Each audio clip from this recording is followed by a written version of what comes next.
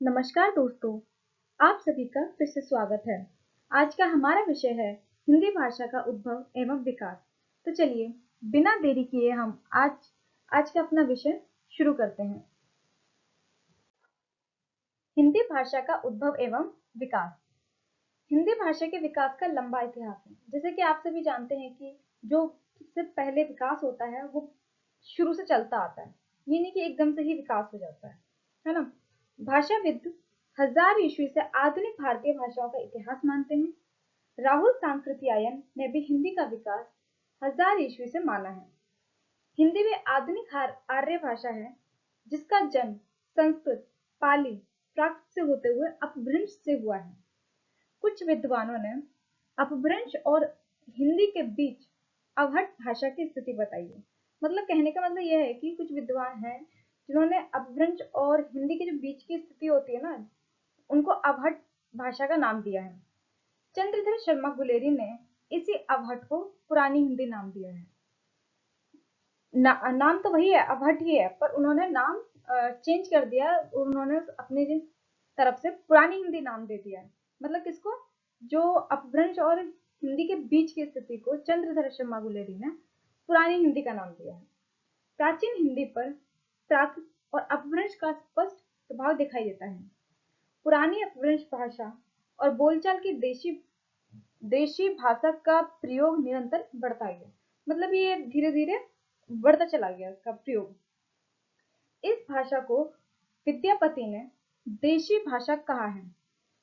14वीं शताब्दी से आधुनिक भाषाओं का स्पष्ट मिलने लगता है, परंतु अपभ्रंश की प्रवृत्तियां इसमें मिली जुली रही हैं, जो धीरे धीरे कम होती गई। हिंदी भाषा की उत्पत्ति मूल रूप से शौर्षणी अपभ्रंश से हुई है। मतलब हम ये मानते हैं कि हिंदी भाषा की जो उत्पत्ति है, वो जिस विकास है, जहाँ से वो निकली है हिंदी भाषा, वो कहाँ से निकली है? मूल रूप से शौर्षणी अपभ्रंश से हुई है। वैसे तो हिंदी भाषा की आदि जननी संस्कृत मानी जाती है। हिंदी संस्कृत, पाली, प्राकृत भाषा से होती हुई अपभ्रंश अवहट से गुजरती हुई हिंदी का रूप ले लेती है। जैसा कि अभी मैंने पिछली स्लाइड में बताया कि हिंदी कैसे कैसे अपना रूप लेती है, तो यहाँ पर हम हिंदी भाषा का विकास क्रम है उसके बारे में चर्चा करेंगे।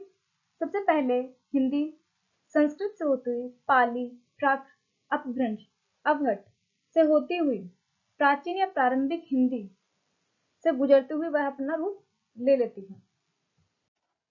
तो आइए यहाँ पर हम हिंदी शब्द की उत्पत्ति किस प्रकार हुई है इसके बारे में चर्चा करते हैं। हिंदी शब्द की उत्पत्ति सिंधु शब्द से हुई है।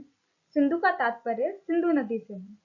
जब ईरानी उत्तर पश्चिम से होते हुए भारत आए थे, तब उन्होंने सिंधु नदी के आसपास रहने वाले लोगों को हिंदू कहा। क्यों कहा? इसका कारण यह है कि ईरानी भाषा में स को ह बोला जाता था तथा ध को द बोला जाता था।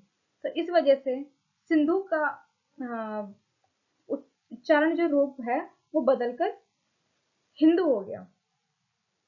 तो यहाँ पर हम आगे पढ़ते हैं। हिंदी भाषा का विकास को हम 3 वर्गों में विभाजित करते हैं। ये कैसे कैसे विकास हुआ है। प्राचीन हिंदी, जिसे हम कहते हैं कि सबसे पुरानी हिंदी, जिसका विभाजन है, काल विभाजन है इसका 1000 ईस्वी से 1500 ईस्वी।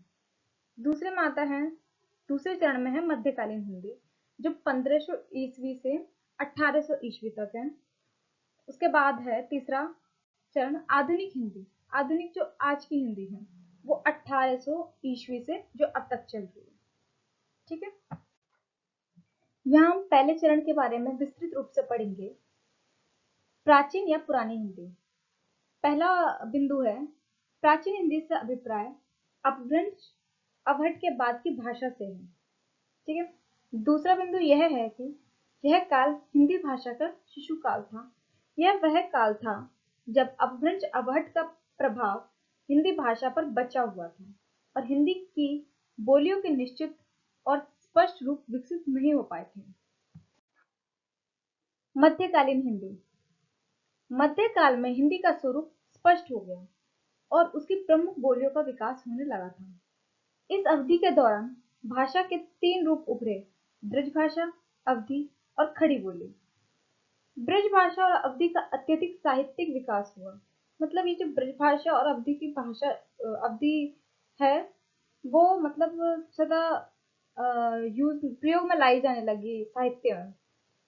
सूरदास, नंददास, रसखान, मीराबाई आदि लोगों ने ब्रज भाषा को साहित्य विकास में अमूल्य योगदान दिया। इनके अलावा कबीर, नानक, दादू साहिब आदि लोगों ने खड़ी बोली के मिश्रित रूप का प्रयोग साहित्य में करते रहे। 18वीं शताब्दी में खड़ी बोली को मुस्लिम शासकों का संरक्षण प्राप्त हुआ और इसके विकास में एक नई दिशा मिली। कहने का तात्पर्य यह है कि मध्यकाल में सबसे ज्यादा साहित्य में प्रयोग किया जाने लगा हिंदी का। जो मतलब जैसे कि ब्रज भाषा हो गई, अवधी भाषा हो गई, इनका प्रयोग हम ज्यादा देखने को मिलता है। आधुनिक कालीन हिंदी। हिंदी के आधुनिक काल तक ब्रजभाषा और अवधी बोलचाल तथा साहित्यिक क्षेत्र से दूर हो गई थी। 19वीं सदी के मध्य तक भारत में ब्रिटिश सत्ता का सबसे बड़ा विस्तार हो चुका था। जब ब्रजभाषा और अवधी का साहित्यिक रूप आम भाषा से दूर हो गया था, तो उनके बदले धीरे धीरे खड़ी बोली का प्रयोग हो गया। ब्रिटिश सरकार ने भी इसका इस्तेमाल करना शुरू कर दिया था। हिंदी के आधुनिक काल में एक और उर्दू और दूसरी ओर ब्रज भाषा के प्रचार के कारण खड़ी बोली को अपने अस्तित्व के लिए संघर्ष करना पड़ा। 19वीं शताब्दी तक कविता की भाषा ब्रज भाषा थी और गद्य की भाषा खड़ी बोली थी। 20वीं शताब्दी के अंत तक खड़ी बोली गद्य और कविता दोनों की साहित्यिक भाषा बन गई थी। विभिन्न धार्मिक, सामाजिक और राजनीतिक आंदोलनों ने इस युग में खड़ी बोली की स्थापना में बहुत मदद की।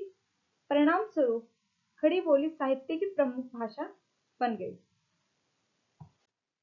यहाँ पर हम आधुनिक कालीन हिंदी में खड़ी बोली को 5 भागों में विभक्त करते हैं। पहला है पूर्व भारतेंदु युग। भारतेंदु युग से पहले भारतेंदु युग, द्विवेदी युग, छायावादी युग, प्रगतिवादी युग, प्रयोगवादी युग। खड़ी बोली का यह काल सन 1800 से प्रारंभ हुआ। खड़ी बोली गद्य के आरंभिक रचनाकार सदासुख लाल, इंशा अल्लाह खां, लल्लू लाल जी, सदल मिश्र के नाम से उल्लेखनीय है। इस काल की खड़ी बोली उर्दू से प्रभावित थी। तो चलिए हम शुरुआत करते हैं भारतेंदु युग से। भारतेंदु युग यह काल 1850 से 1900 के बीच का है। इस युग में हिंदी गद्य साहित्य की विविध विधाओं का ऐतिहासिक कार्य हुआ और ये सही मायने में हिंदी गद्य के बहुमुखी रूप का विकास हुआ।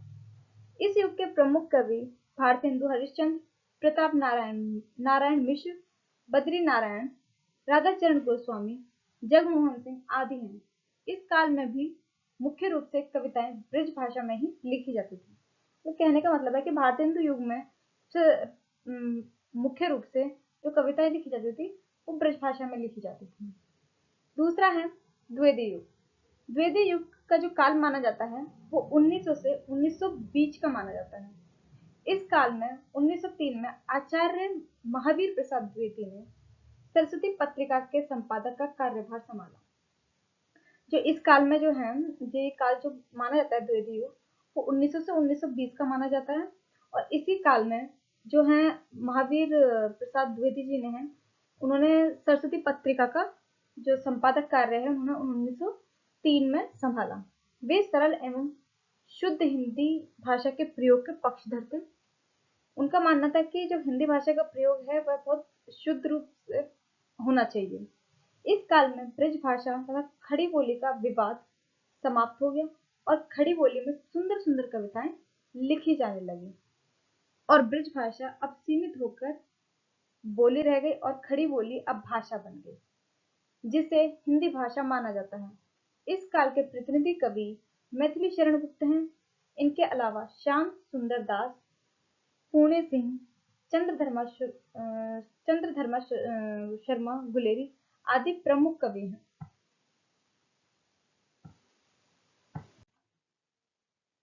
छायावादी युग।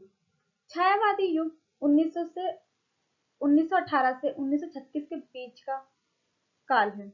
जो खड़ी बोली हिंदी के साहित्यिक विकास में महत्वपूर्ण योगदान रखता है। इस काल के प्रमुख कवि प्रसाद, हरिवंश राय बच्चन, पंत, निराला, महादेवी वर्मा, राम कुमार वर्मा आदि हैं। प्रगतिवादी युग। प्रगतिवादी युग जो है वो 1936 से 1946 के बीच का काल माना जाता है। कवि गण को न राष्ट्र की चिंता थी, न दीन दुखियों की। उन्हें वास्तविक जीवन में निराशा दिखाई दी। दलितों, शोषित और अत्याचार पीड़ितों के प्रति सहानुभूति, आर्थिक विषमताओं तथा शोषण का वर्णन करके कवि सामाजिक क्रांति का आह्वान करने लगे। इस काल के प्रमुख कवि मुंशी प्रेमचंद, सुमित्रानंदन पंत, सूर्यकांत त्रिपाठी निराला, नरेंद्र शर्मा, रामधारी सिंह दिनकर, नागार्जुन आदि हैं। मतलब उन्होंने जो अपनी कविताएं लिखी वो फिर किसके लिए लिखी? ऐसे लोग जो दलित हैं, शोषित हैं, अत्याचारी जो अत्याचार से पीड़ित हैं, उनके लिए उन्होंने सहानुभूति, आर्थिक विषमताओं और जो शोषण का उन्होंने वर्णन किया अपने रचनाओं में। अंतिम स्लाइड ये है कि प्रयोगवादी युग। प्रयोगवादी युग 1943 से प्रारंभ हुआ। जो प्रगतिवादी युग का जो काल माना जाता है वो 1943 से शुरू होता है।